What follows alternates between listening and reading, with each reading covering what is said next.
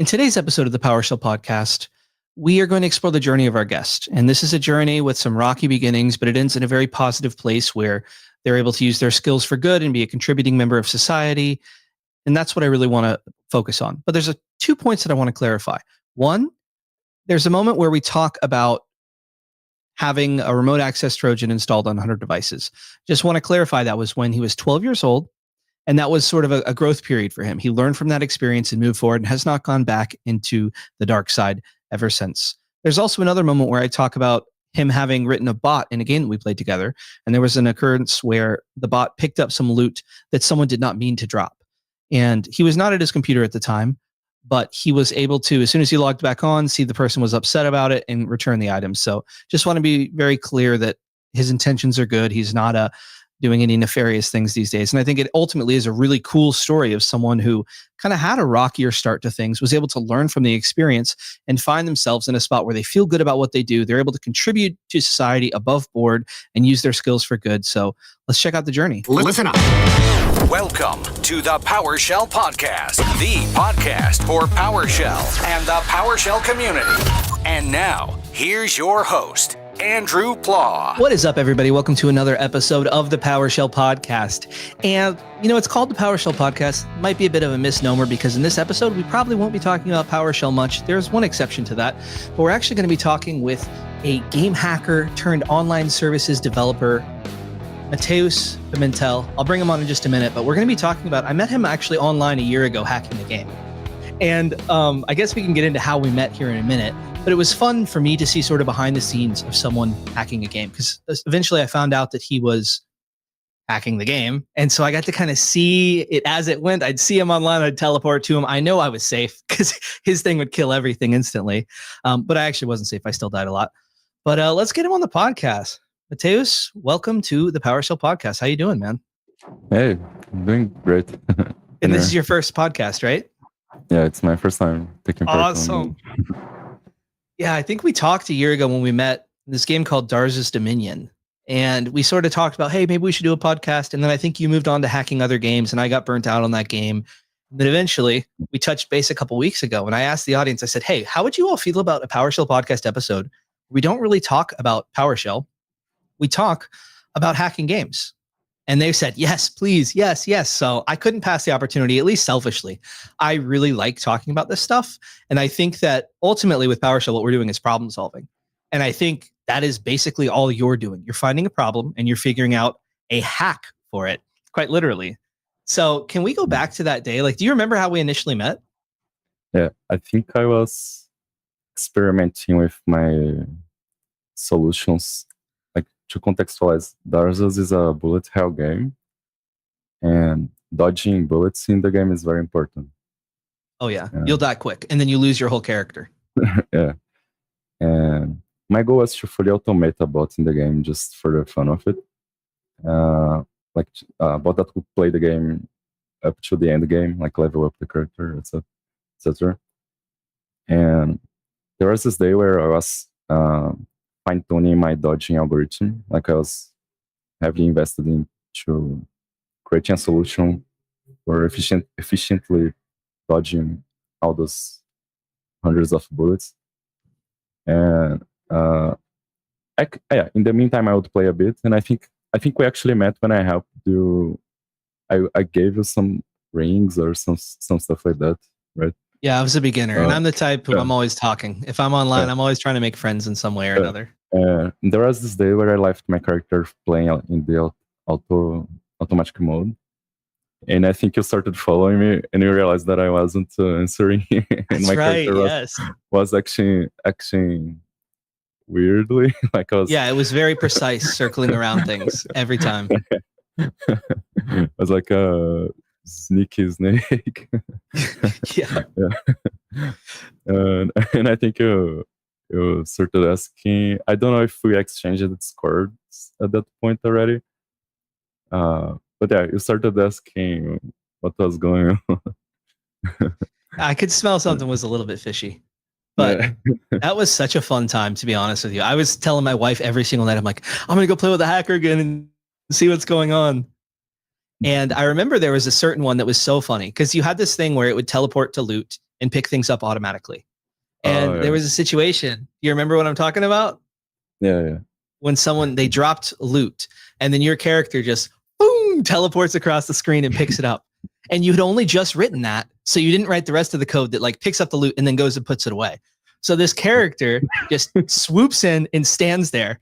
And so I log on for the day and I see everyone's talking like, drop it. We know it was you, Batman. That was so funny. And I was friends. I was in a guild. So like I would hear them like, did you guys see what happened? And I just had to know, like, I know what happened, but I couldn't say anything. I think I remember that. Like it was a whole amount of people around my character. Like a riot. Trying to convince me to drop. So funny. Oh, man, that was so funny. I think those were one of the most funny moments for me in that game. Me too. So it was so hilarious. Like a lot of people, they recorded videos and they started posting on the Darza's Discord channel. And I was just there, just watching, downloading the videos because it was like very funny. I'll have a link in the show notes to a video of the hack that you ended up writing. Because I guess what you did was you had the source code of the game, and then you kind of wrote your own version, with some extra classes that would do things like auto dodge, and it would actually show you on the screen. Like there would be like a circle of the danger zone and like the line of where the projectiles were going to go, so you didn't have to guess. Pretty awesome, to be honest with you. I was jealous. You had me really thinking about getting something set up on my end. Yeah. But that wasn't your first time hacking games, right? You were experienced at that point. Yeah. When did you get started? I think that at that point I had like hacked other 3 games, or probably more, but that I could remember. The first one that I started was Tibia. So one of the first MMORPGs ever made, which was inspired on Ultima, a series of Ultima games. Online. Yeah. And in Tibia, it was very common for people to bot. Like even if you search on YouTube enough, you discover that even the famous YouTuber PewPewDie made a video about his early days as a kid playing Tibia, and he was describing how was the feeling of using bots. So Tibia is a game where basically everyone uses bots if you're playing on private server, which is a OT as they call it. In the global official version of the game, it was more common before. Nowadays, it's not that much. And as everyone else did, I used to use bot a lot. Like it was legal in the private servers to use bot, and I used to really enjoy it, like because it had scripting engines for people to write their own code and automate certain tasks. Those were kind of my first contacts with programming. And I played Tibia for several years. I think I only actually stopped it some years after I left high school.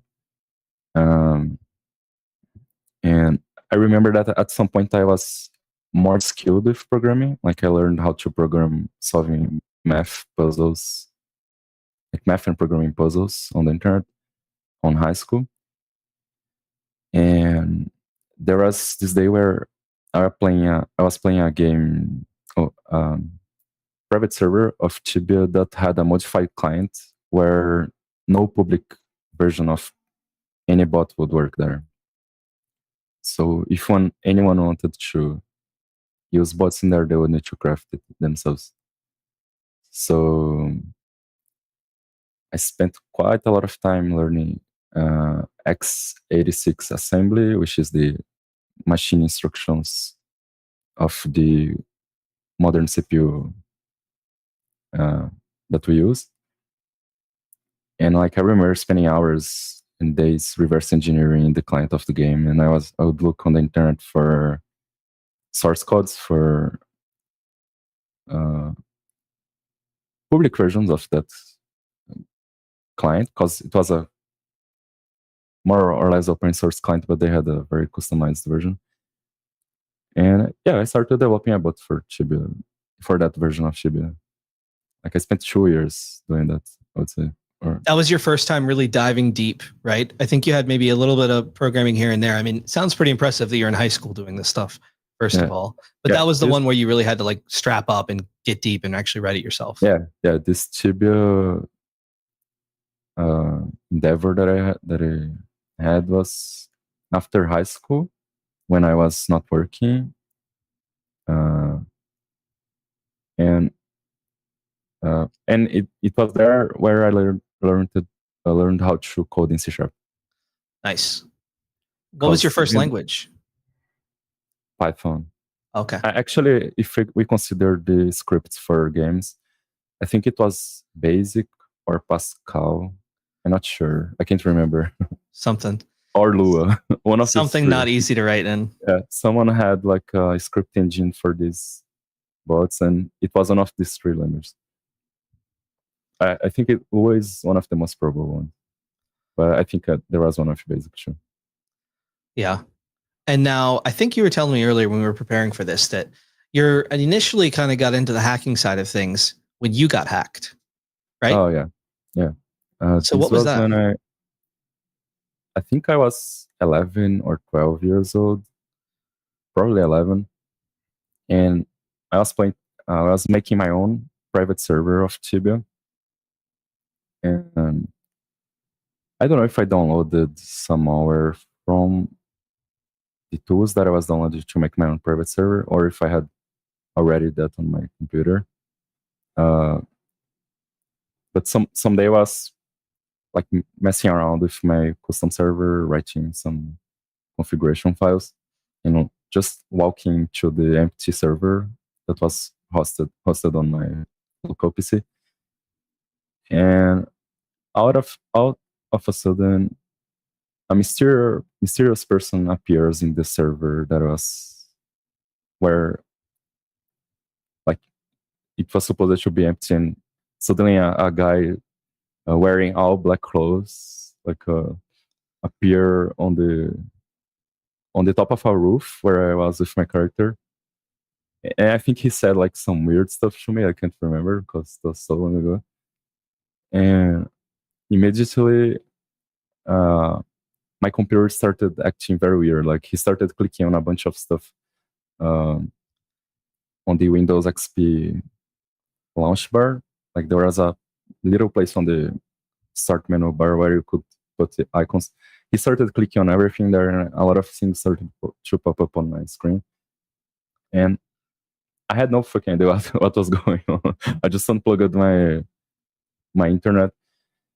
And yeah, after that point, I don't even remember if I actually formatted my computer or I don't know what I did, but I understood that I was hacked, and I didn't even know that this was possible. Like I kind of got fascinated and obsessed with that.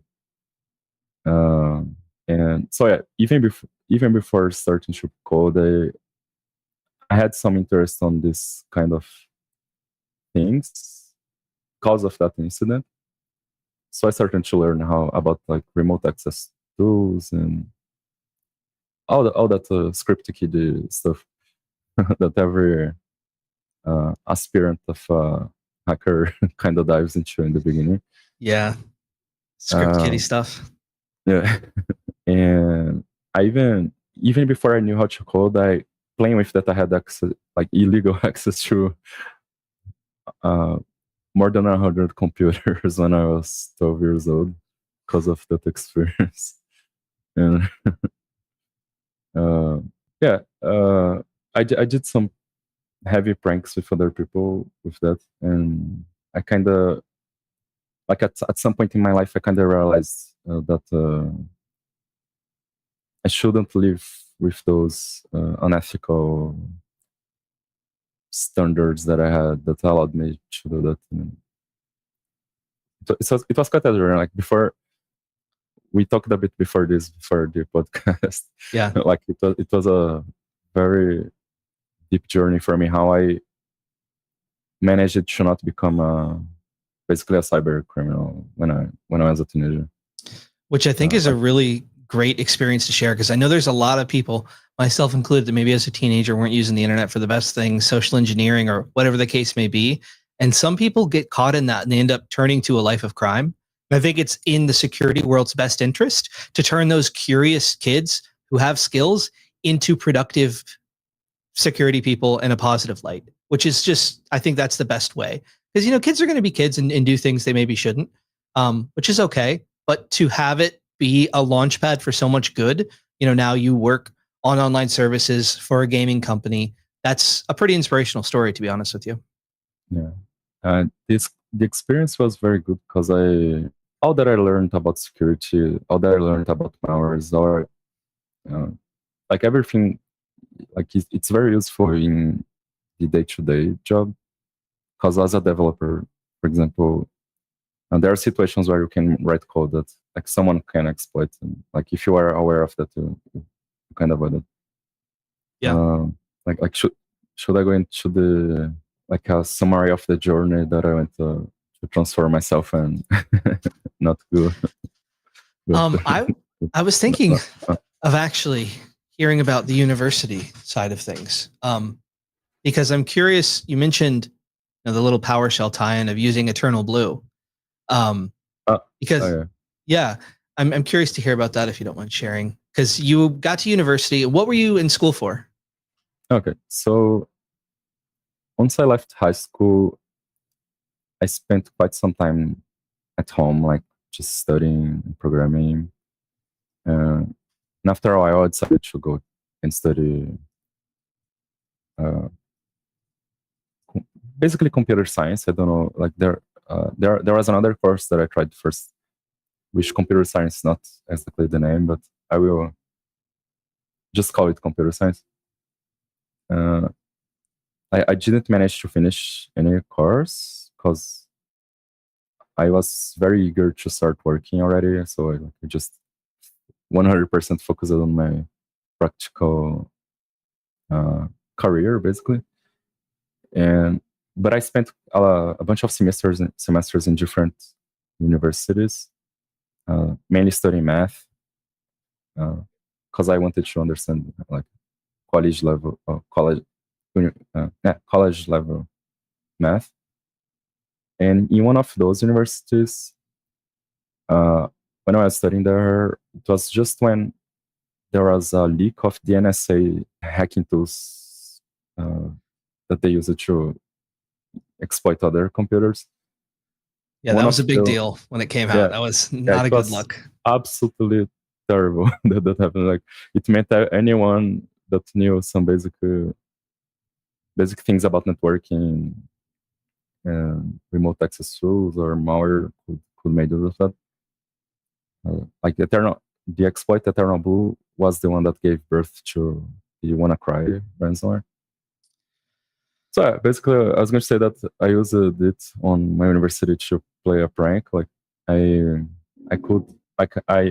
I went to any classroom, I could connect my laptop to the Ethernet cable that they had for the machines, and that would give me access to the whole academic network of computers, and I could basically scan all the network, see which computers had the 443 port open, and I could make a script to like make anything happen on those computers. Like I could crash them or launch code. And one of the payloads that I used was one from Empire. I think it's Empire, right? PowerShell Empire, yeah. I think it's might be deprecated now, but PowerShell Empire. And it was really great. Like it worked really neat because the exploit required you to provide the DLL as the payload, one of the options. So it was very convenient that Empire had it. I also discovered that I could connect my computer to a totem. Like they had some machines on the corridors for people to access and do like random stuff. I discovered that if I connected my computer to one of the cables that was connected to that to those totems, I would instead have access to the administrative network. And I managed to get access to some computers from the administration, like from the place where they register other students, manage payments, and even the teachers were connected to those networks. So after I made my prank to like raise the attention and have some laughs, like I just gave blue screen to every computer in the classroom after classroom was over.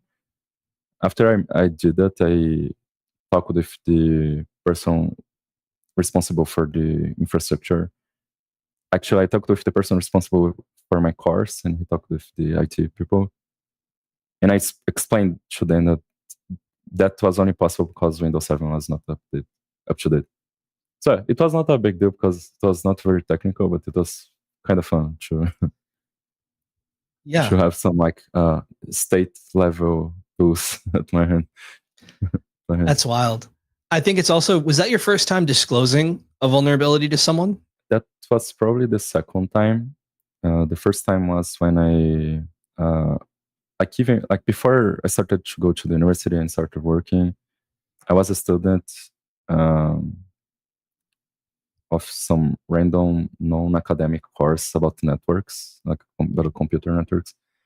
And I had a student card that allowed me to take buses for free. And we could also use that to ride the bus in periods of time where you would not, like you could use it for other things other than going to the actual school. And I use it to meet my friends, talk to them, etc. And one day I lost my card, and I realized that to get a new card, it would be an insane amount of bureaucracy, and I would need to go to other city, and it would take a lot of time. I would need to pay for a certain fee. And I was like, oh my God. I kind of gave up on going through that. And instead, I started to research how the card actually worked, like which protocols they used, what kind of card was that. And I spent 1 to 2 years doing this research, doing experiments, and ordering tools from China to continue my experiments, until someday I was able to bypass all the security tricks that they added to the card to prevent people from taking a bus for free. And yeah, I used it for a while. All my friends found it very funny because like I had this, I took on, like I had these blank cards that I could use to ride the bus for free. Sometimes I would pass the the card to them. But when I started working, this was like just a few months after I finally cracked the puzzle. I decided to try contacting the company responsible for these cards and actually disclose to them. Initially, they were they didn't like that I was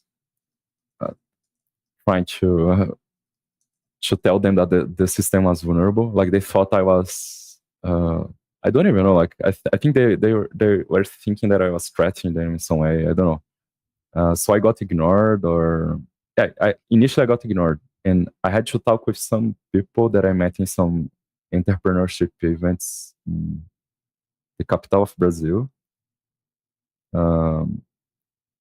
That had connections enough to talk with someone there and say, hey, this guy's trying to contact you. You should not ignore him, like you should call him or something like this. And finally, someone called me. He was saying that he was the director of the IT department and he wanted to understand what did they do and what happened, etc. And I explained to him that I just wanted to show my research and how I managed to find an exploit on the ticketing system. One of the exploits was, I was only able to do that because the kind of cards that they were using were publicly known. Like it was publicly known that these cards were exploitable, like the MyFair 1K cards. But they added a bunch of security layers on top of that to prevent people from, like, even if they managed to get access, there were still some security layers on top of that. But I managed to crack it, and I wanted to explain to him how did I do it, and what they could do to prevent this from ever happening again. Long story short, I spent 1 or 2 months going to this half public, half private company in Brasilia, conducting experiments with them, showing to them everything, writing a bunch of stuff. And at the beginning, a lot of people there didn't like me because at first I thought that I was bringing more work for them, and they didn't like that. But later I discovered that some people there were actually part of a corruption scheme, and 1 year later they got arrested. That was very good. I don't know if it was a side effect of me bringing that much attention to that place, but it was nice to know about that. Like the investigative police managed to find that they're causing fraud in that agency, and they got arrested. Wow. So long story short, I gave to them all my research, and they kind of fixed it. They replaced the card for a new version, but some years later, like last year, I decided to test the new card they have against the Proxmark, which is a device for working with RFID stuff. Yeah, the Proxmark 3, I think, is the common one, right? Yeah.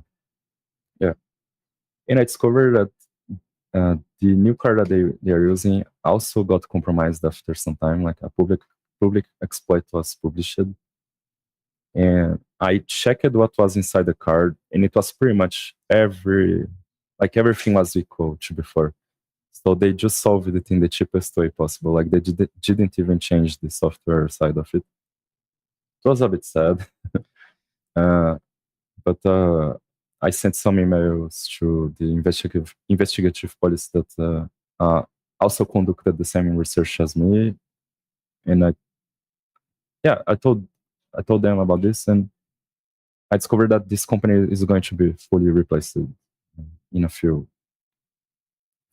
semesters, maybe. So yeah. Nice. So you helped make your local government more secure, and now they're eventually going to fix it, hopefully. Yeah, and this was reported in 2017. The new exploit came out in 2018, I think. So they spent more than 6 years vulnerable again because of solving it the lazy way. I wonder how technical the team is that implements that. Like, if they have anybody on your level that could understand it. My guess is that it might be hard to find someone that technical in a role like that. To be honest, it's not.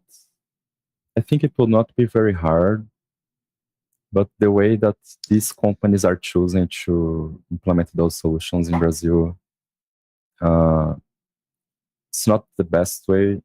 So sometimes a company that is in business just to make money quick and easy, like ends up winning the rights to implement the solution. Yeah, and I think security is ultimately a business choice. If they're not losing that much money on it and it's going to cost X amount to fix it, they may just choose to leave it vulnerable. Yeah. But you mentioned something that I like highlighting, right? Because you're talking about stuff and people can be like, oh, he's just a genius. Oh, he's just he can figure out anything.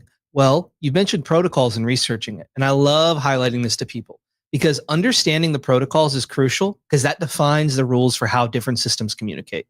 So when you grasp how a protocol is structured and functions, you can begin to work with it. And it's not just magic that you scan this thing and something happens. You can look at actually what's going on.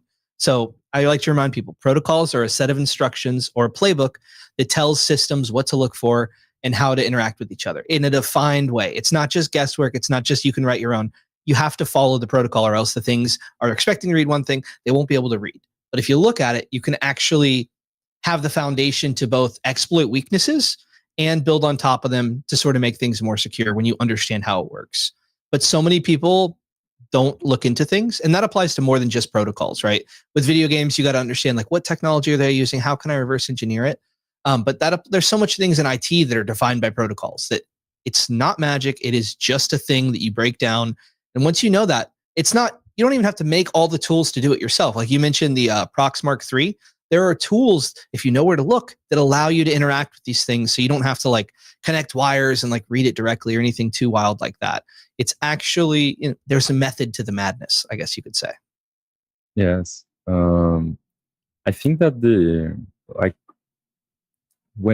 if I had to define what is a hacker, I would say that technically speaking, a hacker is someone that has very strong foundations on how things work at their base level, and yeah, it's very in the technical aspect. It's very focused on understanding the layers that compose something, and once you understand that, maybe like when you look at another layer on top of that, you can find a way to exploit that layer by going an abstraction layer below that.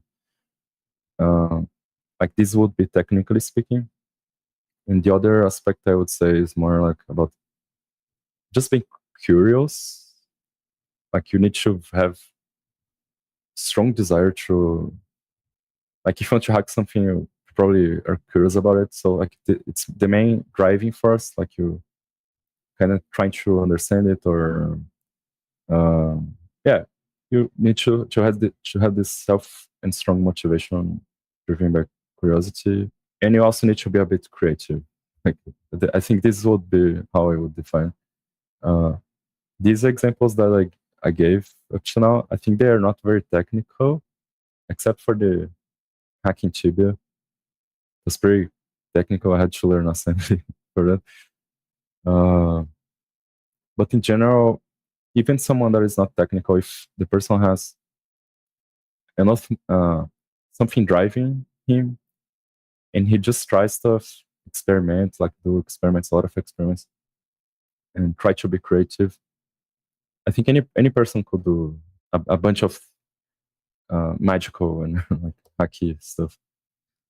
Yeah, I love to hear that. Like even me, like a serial game hacker, I don't consider that I have any superpower. Like I just like a lot to develop. Like I like software development a lot. Like I like to code, to do software architecture. But like I think anyone could, at their own level, they could achieve something that they would be amazed at, and they would learn a bunch in the process. For sure. Yeah, that's a great thing to highlight. Because, I mean, to be honest, you spent a ton of time developing the skills, like from what you said, but that curiosity, that desire to solve a problem, those little wins that you get along the way that kind of give you the confidence to think, if I bang my hands against this keyboard for long enough, I'll be able to figure it out. And I see that to be a big hurdle for some people, where they won't allow themselves to be kind of confused and lost and like stay in that spot till you figure it out. They'll kind of get to the point where they're confused and lost, and they might look away. That's what I did for a long time. Like I'd think that this X, Y, or Z project was just a little bit too over my head. I'd get to a point where I couldn't figure it out, and I would kind of stop. And I'd be like, it's too much. I'll come back later. But the truth is, you got to push through that and solve things and figure stuff out. And if you're confused and you're getting errors, that's a sign that you're on the right path, because your brain learns really well when you get the red text, when things don't go your way. And then it helps pave the path for when you do figure it out, you're going to remember it a little bit better. Like things that are worth doing aren't always easy. The things that are worth doing are actually oftentimes the hardest things. So if you're struggling, that means you're doing the right stuff and you're growing. But yeah, now you are where you are now, which you have so much experience. So like over a decade, right? Almost. Like, yeah, if we consider like the very beginning when I was a kid, I would say that over a decade. Like actually developing stuff, it's almost a decade now. Yeah, because I started on 2014 or 2015. So yeah, it's almost addicted. Do you mind if I ask how old you are? 28. 28. Okay. I'm a little bit older, not much. I was going to say something. Let me see if I can remember. Okay.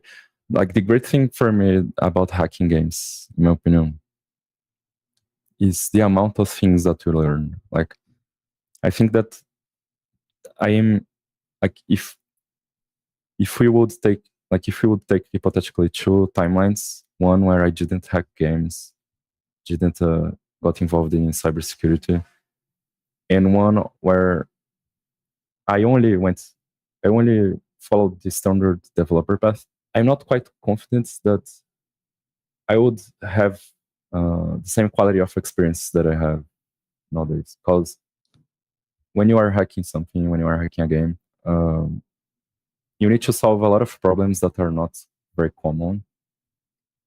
Like it's not the standard developers challenge that you would find in a normal job. Yeah, like it's not going to be on the first page of Google if you were to look it up. Yeah, you need to build your own solutions for a bunch of things, and you kind of write a lot of code. Like the density of work that you do when you are working on a personal project, it's so absurdly more dense than the kind of work you do that we used to do normally when you're working on a normal job. That I think that I don't know, like I owe a lot of my experience to that. Yeah, that's what I try to say. Like I think I'm a much better developer nowadays because of that. Like I had to acquire a lot of hours with the idea of programming, a lot of hours programming to achieve some goals in game hacking. Whenever I tell people to hey, if you want to learn PowerShell, find a project to work on. And the best projects are ones where there's something that you get and can interact with. Maybe there's a GUI that pops up or it creates a report or something like that that's kind of tangible, which is kind of like exactly what you get in video game hacking, right? You actually get to experience it and see it and get the rewards and the serotonin payoff from diving deep into something like that. And it needs to be fun too. If it's fun, you will learn 10 times faster. If you have intrinsic reward from what you're doing. For example, you are creating a tool for that will help you in something that you need. Immediately as soon as you finish that, you will have a lot more motivation to do that, to work on that. Yeah, and video games are so interactive too. Yeah, I remember spending 12 hours a day working on my projects 4 weeks, when I was learning C# for the Tibia bot. But it feels good once it gets working, right? Pretty big payoff of serotonin in the brain. You just, gosh, and it's kind of sneaky too. So you get that kind of you feel like you're sneaking around. Everybody loves sneaking around and hiding. I don't know. There's something about being humans, and you kind of get to do both of those at the same time. You manage to achieve some magical powers inside the game that no one else. There you go. Yeah. I'm not a native English speaker. You're doing great. So, for example, I'm hacking this mobile game called Frostborn, and I researched a lot on the internet to see if other people were also hacking this game. And honestly, I don't see a bunch of people. I see a few people commenting around on some forums.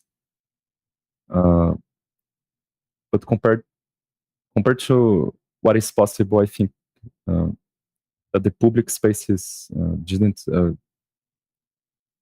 find a lot of the cool things that they can do in that game if they hack it. So, for example, I have some features where I can move the camera of the game to any place that I want. I can see invisible things. I can automate the usage of certain items.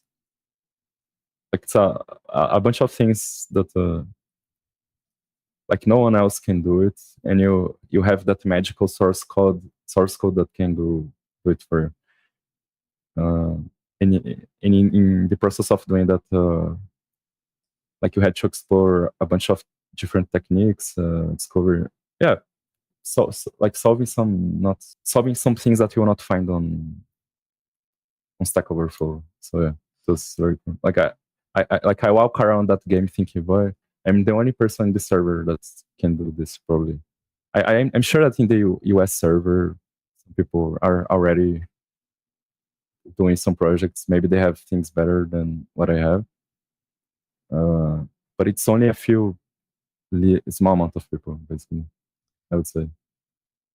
And is this your preferred way of hacking games, which is somehow figuring out how to get the source code and modifying it from there? Or do you ever do like kind of like just using the in-game mechanics to do like an integer overflow kind of thing? So say you have $0, you go -1 and you get like 1,024 or whatever the overflow is.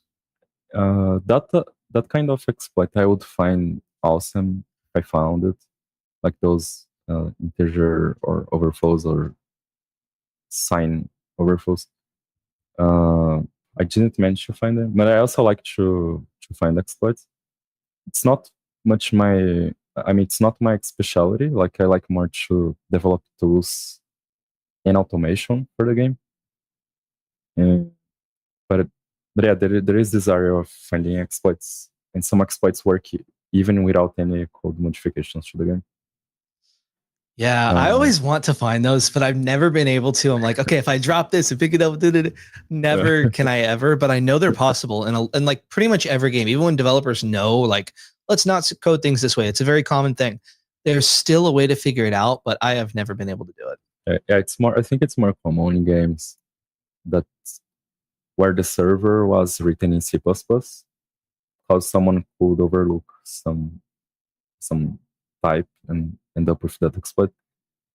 But I usually like to hack games that are in the Unity ecosystem, because they're the easiest, to be fair. Like even if they're compiled to native code, I still find them to be easy. Mainly because for me this is a hobby, and I I don't sell cheats to other people to use. I don't distribute them publicly. So I kind of do it more for my own enjoyment. So I tend to work on those easy Unity games or browser games as well. I hacked a browser game that was very fun. Which one? Mr. Legacy.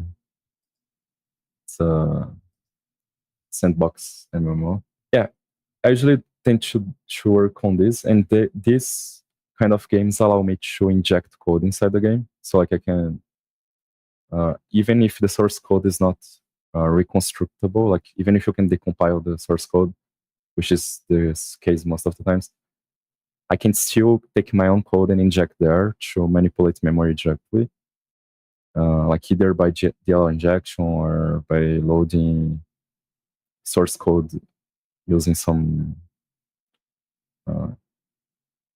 other piece of code that I can inject into the game. These ones are the easiest and and the most enjoyable ones. But there are also games protected by anti-cheat, where that's not a possibility anymore. Like injecting code into the game becomes much more harder to do while not being detected, because anti-cheats, despite being easy to bypass for certain purposes, they are still useful. So because they run it like the kernel level, right? Yeah, and they do integrity checks, so they can detect if you modify the code of the game. They scan for manually mapped executable code in the game process. They scan for suspicious things that you may have done to the kernel. For example, I'm doing some research about easy anti-cheat. I think I'm gonna say, like, we are starting to improve the security of the game that we have, that I'm working on for the company that I'm working. And I kind of decided to research a bit about easy anti-cheat and this hacking scene. so we can understand how to approach the what would be the best things that we could do in terms of preventing cheats for the game. And the current situation of people bypassing anti-cheats, the most common thing they do is that they keep a list of vulnerable signed Windows drivers, like that have some vulnerability that would allow them to write or written read from the kernel. And they use those vulnerable drivers that are perfectly legit. For example, I don't know, some anti-cheat driver itself, like some old anti-cheat driver or some antivirus driver that has that access and has vulnerability. They use that to load code into the kernel. Like they manually map a kernel driver into the kernel space. And from the kernel, they can read and write to any virtual memory address of any process without going through the Windows API, because the Windows API offers some functions that you can use to interact with the process, with the memory of the process. So they do it in that way. And the anti-cheats focus a lot on like preventing people to do that, like detecting manually mapped drivers, etc. It's a cat and mouse game for the cheat developers and the anti-cheat companies. And I was mostly exploring one thing that I find to be more efficient, which is direct memory access, which is like certain devices on the computer, they have direct access to the physical memory of the computer without needing to go through the CPU. Most of this is used for legit purposes. For example, your network card can write stuff directly to the RAM memory instead of asking for the CPU to do it, or your graphics card or your NVMe SSD slot do that. So what some people discovered is that they could craft some custom equipment that would use FPGA.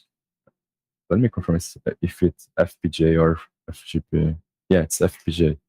They would use a chip technology called FPGA, which is a chip that you can program at the hardware level.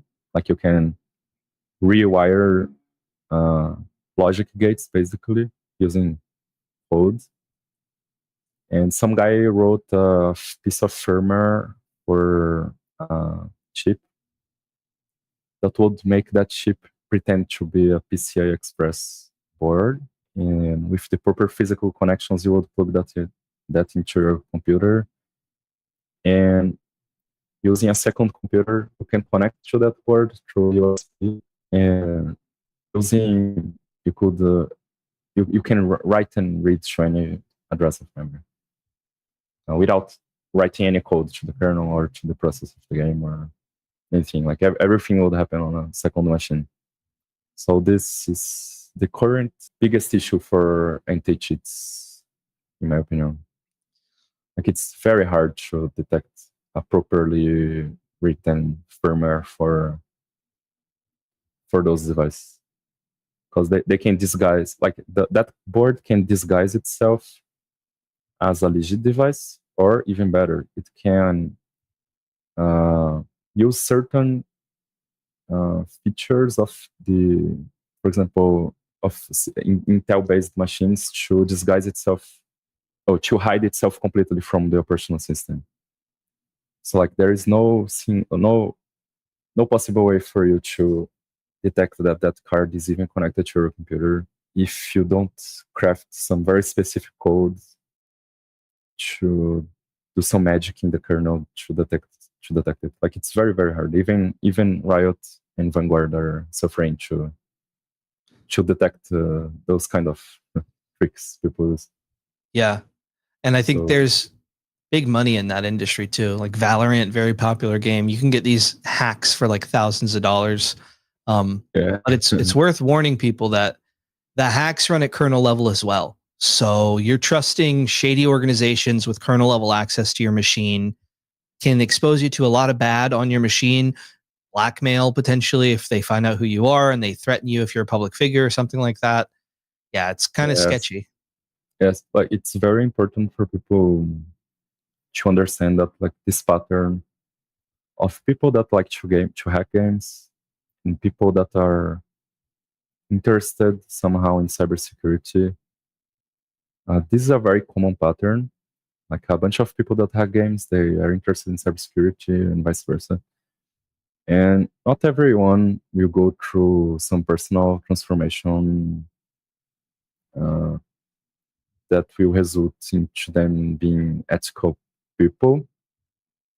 And like some people, so this could lead to a scenario where a cheat developer, and they are usually anonymous people because they don't want people to dox them, etc. It's very common. I believe, right, that it's very common that those people, on top of the business of selling cheats to other people, they are also involved in cybercrime, and they may have access to like very dangerous malware that will basically give them access to your computer forever until you format your computer. Or in certain scenarios, even if you format your computer, you'll still be infected. So yeah, since those cheats, they require extreme high level of privileges in the computer to run to bypass the anti-cheat. For people that have the interest of putting malware on someone else's computer, that's like the dream scenario. So I would never recommend anyone to buy any cheat from nobody. Like even if you think the person is trustable, or even if you download something for free in some forum, I don't recommend at all running those things on your machine. Or even if you are using DMA, from DMA you can write executable codes to some place that will end up executing, and that's a way to get a remote execution. So yeah. I think those types of cheats are pretty much only in PvP games, right? Yeah. For example, one thing that's very common that I know about, even here in Brazil, is for people to sell. I have seen this with my own eyes, like just last week.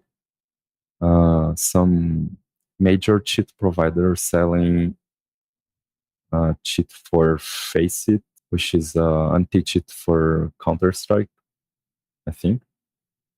He was selling it for US dollars. It would be a value of $5,000. And it's like limited warranty. Like as soon as the anti-cheat detects it, you need to buy it again. Like they're selling it, those kind of stuff very expensively, and it also comes with those risks I mentioned. The main reason people pay so much for those things is because sometimes they take part on contests that have money prizes. So like imagine a streamer that looks very legit, and he starts to use these hardware-based cheats that are basically undetectable from the point of view of the operational system and the stream. They could just win a tournament and pay that. That value back. It doesn't seem like a good deal, but there are people doing that anyway. Like even if we remove the fact that people, they are compromising their machines by doing that, it still doesn't sound like a good deal. No, I think there's also some people who, I've seen this in games before, where they don't maybe have the most confidence in themselves outside of the game. And the way that they find that power is from, maybe having all the best skins, or maybe the fake skill of having cheats and you like win all the time and people think you're awesome. if they don't have that in any other area of life in any way, and like they don't have, I don't know, people who are giving them support, it can be a trap that I've seen some people fall into for sure. Yeah. So definitely don't cheat. If you're out there, do not cheat in PvP games. And honestly, even just the anti-cheat running at the level that it does run at kind of sketches me out a little bit. Like, don't use that stuff on your work machine for sure. You know, I don't know. It makes me want to have a dedicated gaming machine, to be honest. Yeah. That in my opinion is also the ideal scenario. I mean, I don't know. Like for legit players, maybe they don't need that much of to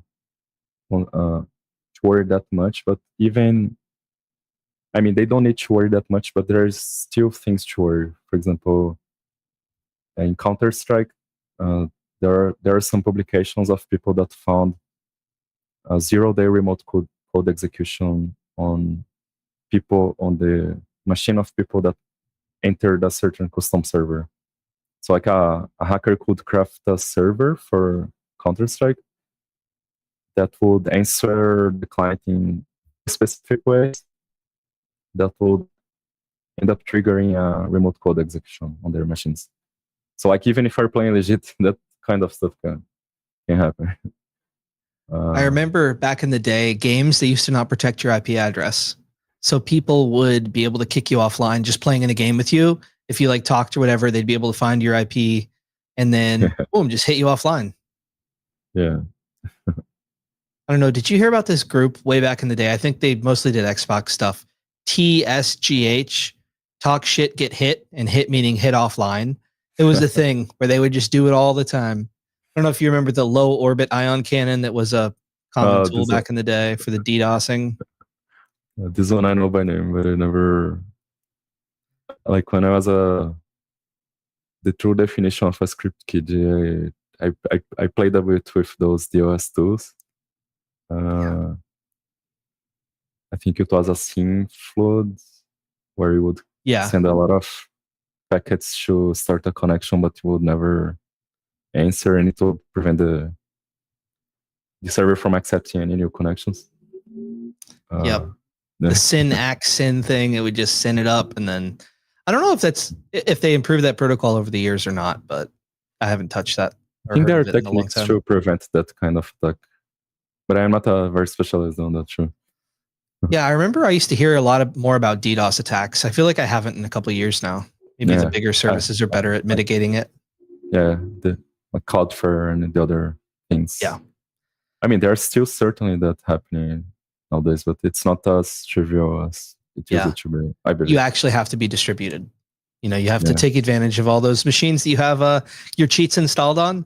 And then, you know, you sell that access to someone else who wants to do something else with it. When you're done developing the game, you want to move on to a new one. And then all of a sudden, hey, there's your botnet. Of very capable machines with graphics cards oftentimes. I wonder what people could do with graphics cards and full access.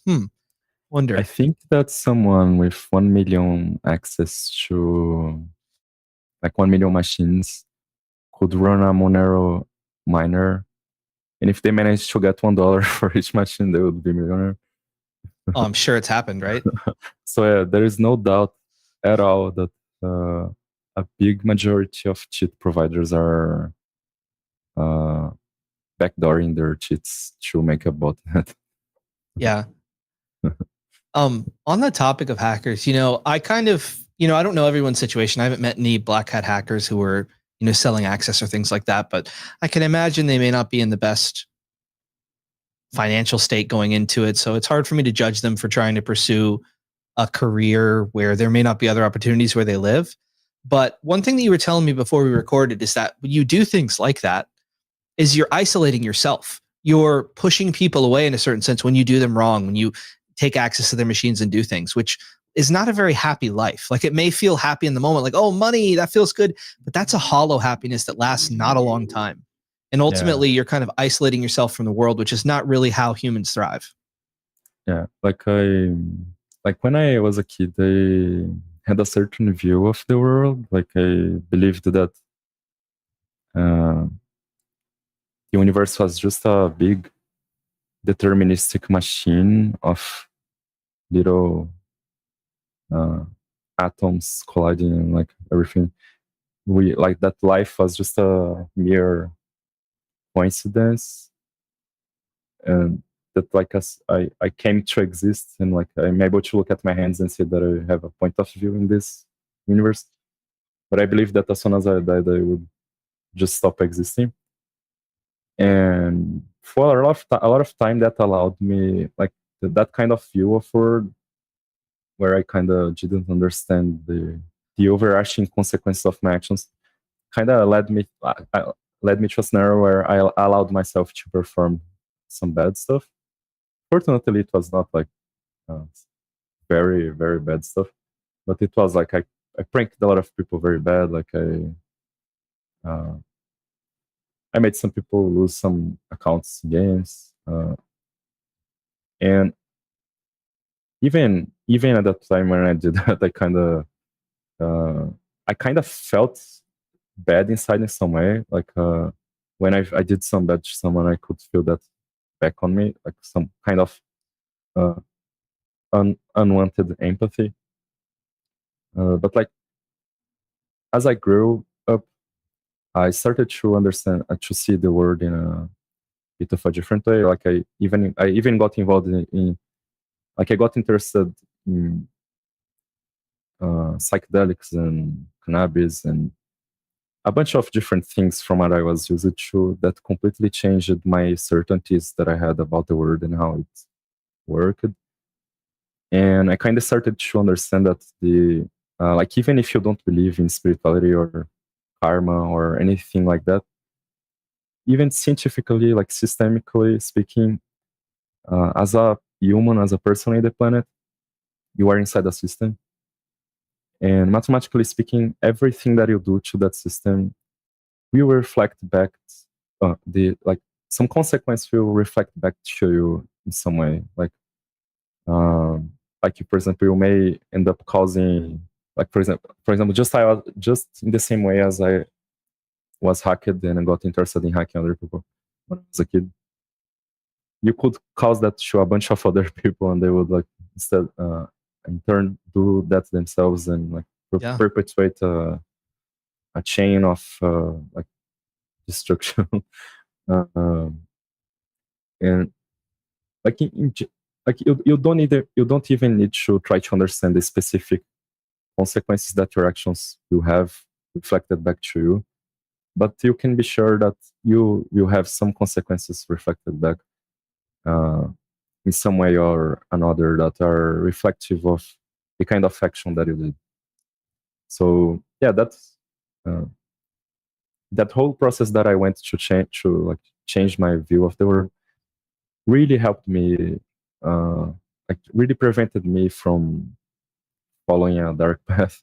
And I'm very glad that the circumstances in life allowed me to not follow that path. Um, and I kind of think that some people go through a dark path. A lot of times it's not even due to greed. Like most of the, I don't know if most of the times, but a lot of the times it's not even due to greed, but they don't believe that they could do another thing. Like Yeah. even if they are very skilled, like even if they understand a lot about malware, about the cybersecurity, uh, like even with a lot of technical abilities, some people don't believe that they could succeed in another path. And like life can surprise you if you believe that, if you allow life to surprise you. It's the happier path too. You know, when you make the world around you better, you make the world you live in better. I love that you came to that conclusion, and I'm happy for you. But it's hard for me to judge people who maybe weren't as fortunate as we were to kind of connect those dots and figure it out in that way. But it's interesting to hear you talk about systems too, because that's how I view everything as a system.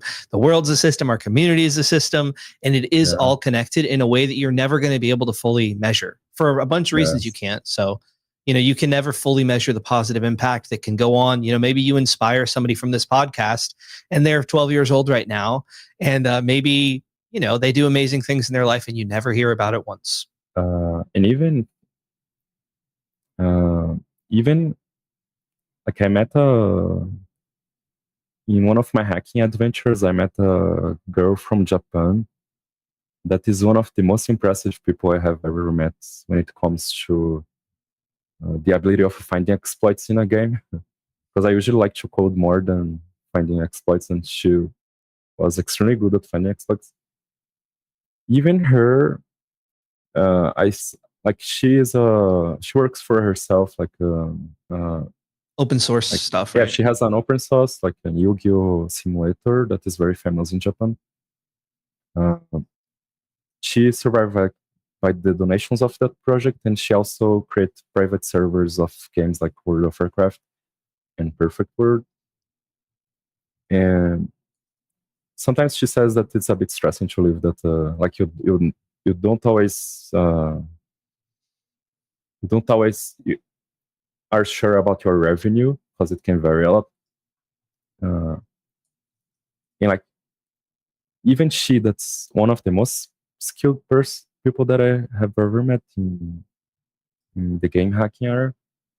She doesn't believe sometimes that she can get a job in like a triple A game company or something like that. Like when I was talking to her, I mean, she's not doing anything illegal, but I'm saying like even people, I think it's a common thing for people in general to don't believe themselves sometimes. Like It sometimes they really just is. need, sometimes they just need some exposure to opportunities. Like for example, the way that I got my first job, like the only scenario where I sold any cheat to a game was when I was making this Tibia bot and I was selling licenses to it. Uh, I didn't backdoor my my cheats, but I had some telemetry, like I could see the informations, like the username or the name of the computer, the name of the user logged in, and some other telemetry stuff, just so I could see if someone was trying to crack it uh, or if it was someone from the game trying to make it detected or something like that. That's why I know how easy it's for cheat developers to backdoor their products. So I spent some time selling that bot for people online. It was very hard. I had to work a shitload of time, and clients are very hard to deal with sometimes. It was a very good experience for me to understand how to deal with clients and their needs, the UX requirements, stuff like that. But at that time I was finding it very hard to find a job. Like even though I already knew how to program, etc. I was finding it very hard. But one day, walking through Facebook, I saw an ad to a hacking contest. Uh, this kind of hacking contest is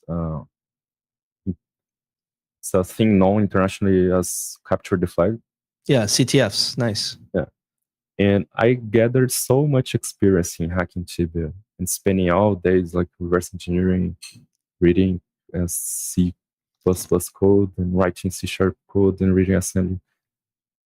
That when I went to this capture the flag contest, I was not known in the scene at all. Like nobody knew me. Like some people used to go to that place every year, and I went there like my first time, knowing that universe. And in my first year going there, I managed to finish in first place. And like some people saw that and they wanted to hire me to work for them. So like that was how I got my first job. Like some people just need they just need some way to be known to the world, like to to end up with the opportunities. Yeah, because I think it's harder to show on a resume, hey, I hacked all these games using X, Y, and Z technologies.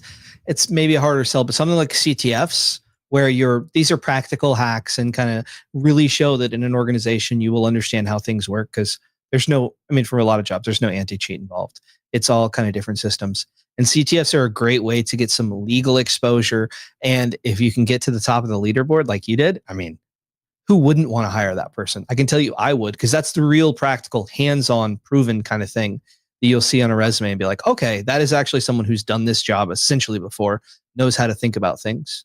So yeah, and even if the challenges are dumb in the sense that they are not close to reality at all, Like, for example, there was a challenge in another CTF where I had to craft a shell code. Shell code is basically a bunch of assembly instructions that will perform some specific action. Most of the times remote code execution action. We had to craft a shell code that was entirely composed of prime numbers, like of CPU instructions that had that were represented by a prime number. So like this will never happen in real life. Like, but the skill of problem solving is what matters the most. Like the going, uh, uh, like going after that solution, find your way through the challenge. That's like very, like it shows that the person is alive. Like that or that the person. I don't know the way of saying this in English. Yeah, but that the person has determination. Yeah. I would say they can follow instructions, figure things out, even if it's a weird thing that is not in any textbook, kind of a unique situation. You know, you probably won't see the prime numbers thing, but there might be some other weird requirements for a certain organization with X, Y, and Z software that you got to make work or figure out how to find what someone did and find the flag, I guess, ultimately. But I want to, so I don't think my primary audience is game hacking or has that kind of black hat background, but maybe someone who is listening out there and maybe think of it saying it to 12-year-old you when you just kind of got ratted for the first time and were exploring, developing your own Trojan. What advice do you have for someone who's on that path to end up on the straight and narrow where they're contributing to society in a more productive way? What advice would you give them to kind of guide them? Oh, I think I would say, bro, learn how to program, learn how to code properly. But I mean, this is the general advice that I would give, but specifically in terms of narrowing myself, I honestly don't know. Because like for me, it was felt like an alignment of the universe. I don't know, like for me, a bunch of things started to happen without like I didn't do anything. Like it was kind of life guided myself into a path where I would transform the general direction of what I was doing towards a certain better, more holistic direction. So I don't know. Like, but when you asked that, it was in terms of ethic or in terms of thinking about collaborating to the world.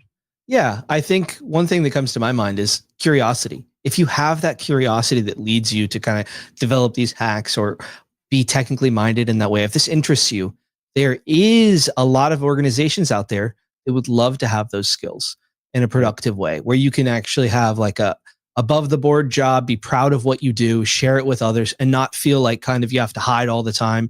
Because that I imagine that paranoia of, okay, I'm doing maybe black hat things. Are people going to be hacking me? I need to stay anonymous all the time.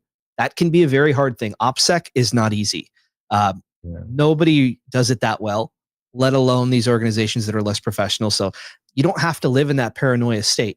You can embrace this and do great things in the world for security and feel good about what you do, I think is the kind of big driving force. Oh yeah, for sure. Like I think the best, I kind of trust in life, like that things tend to work as long as you are doing the thing that excites you the most. Like for example, I would say, for example, instead of, let's pretend that we are in a world where everyone says that learning Java is the best thing for the future. Like everyone's saying that. And some people buy into that idea and they start learning Java because Java is the future, yada. Probably most of the people that will do one thing because like it's popular or because due to external influence, they will not do that from heart or from joy or with all their determination, etc. But like if you compare that to someone that just instead of studying the hype, like nowadays the hype is AI. I don't doubt that AI is a pretty big thing and it will be absolutely more massive than we can ever imagine. But like, for example, instead of studying how to do prompt engineering for ChatGPT, someone instead takes something that this person has true genuine interest and goes after that, the speed of the development that person will have by studying something that this person is interested will be so much higher that you'll probably learn a bunch of things that will help you to learn Java if you want, or AI, let's say. Java in that hypothetical word. So like, if you follow your path, like if you follow your bliss, life will take you to whatever will be necessary for you to end up in the correct path or in the best path for you.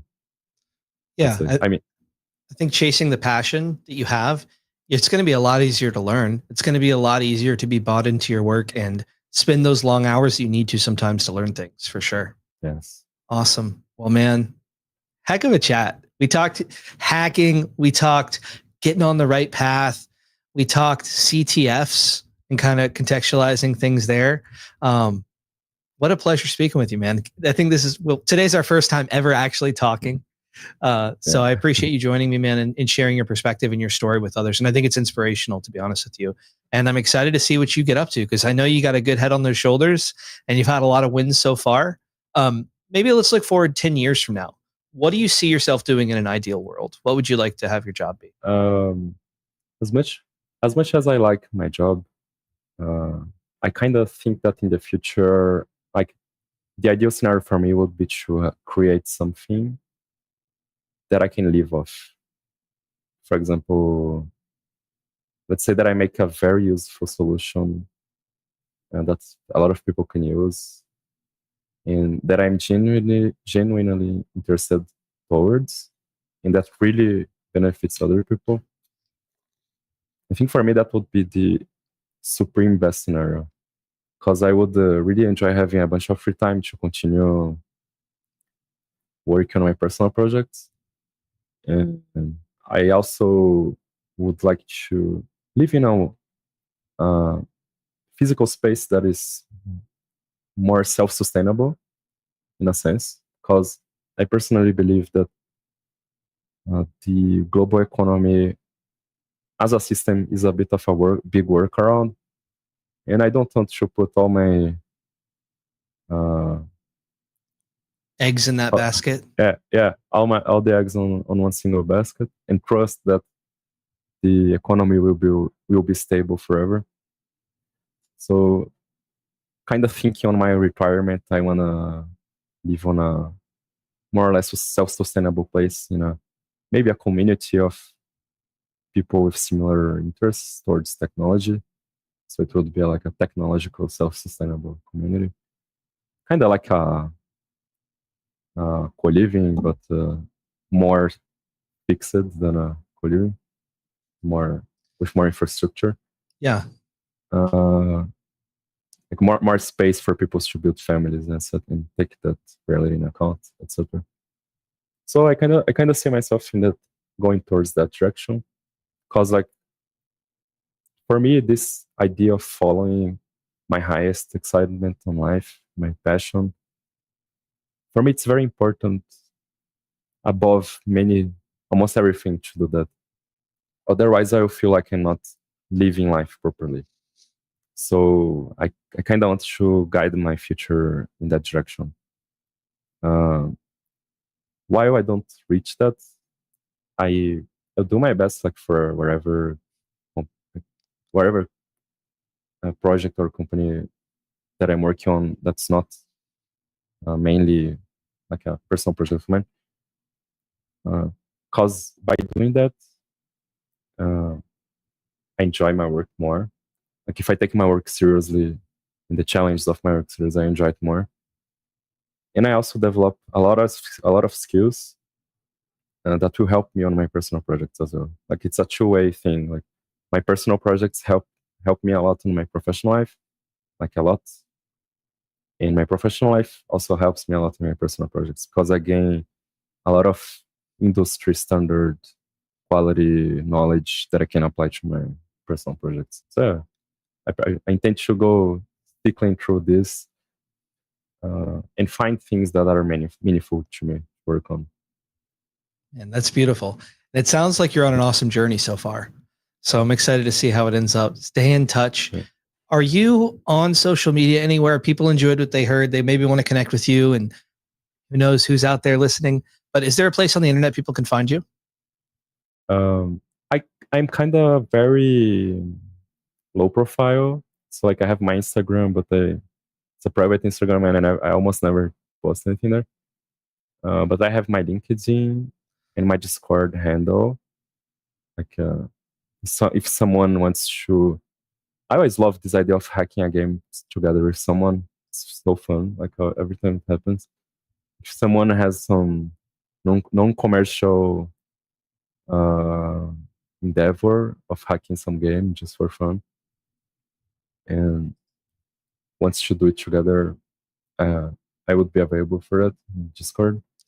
I would be careful saying your Discord because you might get banned from games if they know it, right? Oh yeah, that's true. Maybe LinkedIn. Yeah, my LinkedIn. All right, I'll have a link to that in the show notes. Man, I kind of might want to take you up on that hacking offer. I've been always curious about diving in, but I don't know, up until recently, there's a lot of aspects of IT I haven't dove into. Like recently I got into soldering a little bit. First time didn't go so well, but dealing with more like hardware stuff, embedded hardware is kind of interesting to me. And game hacking is another one of those things where, I've heard all the stories on Darknet Diaries about Ultima Online and all this stuff. I've listened to them multiple times. It's always been fascinating to me. That guy Manfred, right? Yeah, Manfred. Yep. The goat. So funny. Yeah, I'm sure you watched those. I think he did a session at Black Hat as well. Yeah. Yeah. Oh, I think it was on DEF CON. DEF CON, yeah. There you go. Yeah, I watched that back in the day, but hey, you never know. Maybe we'll do a stream together here in the future. But thank you so much for joining me. And thank you everybody out there for listening. Leave us a 5-star review on Apple Podcasts or your podcast platform of choice. And next week, we'll be back to regular PowerShell podcast episodes talking about PowerShell and building your career. And if you want to learn more about how to actually use PowerShell, see demos, all that stuff, we have PowerShell Wednesdays every single Wednesday. Have not missed a Wednesday yet at 2 p.m. Eastern on the PDQ Discord. That's discord.gg/PDQ. I am Andrew Pla, your host. You can find me on socials at Andrew Pla Tech or andrewpla.tech/links. I put together this link page with like a whole bunch of links if you want to find me somewhere. I'm doing more YouTube stuff. Mateus, I'm excited. I'm going to end the stream here, but maybe we can chat a little bit offline about what we're going to do next. Okay. Thank you, Andrew, for the opportunity. Thank you so much for joining. Take care, everybody. Thanks for listening to the PowerShell Podcast. The PowerShell Podcast is a PDQ production, making device management simple, secure, and pretty damn quick.